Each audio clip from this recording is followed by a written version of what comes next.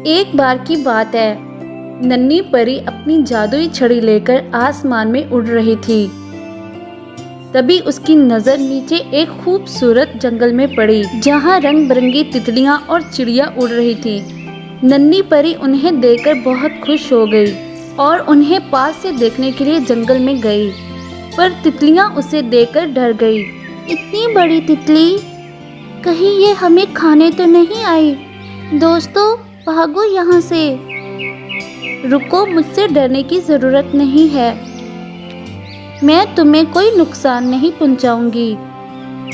मैं तुम सबसे बात करने आई हूँ। तुम कौन हो? कहाँ से आई हो? इतनी बड़ी तितली तो हमने कभी भी जंगल में नहीं देखी।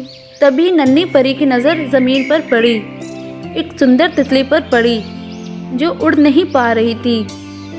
तुम्हें क्या हुआ है तितली रानी? तुम उड़ क्यों नहीं रही? क्योंकि मेरे पंख टूट गए हैं। एक पंख से मैं भला कैसे उड़ूं? घायल तितली की बात सुनकर नन्ही परी को उस पर दया आ गई।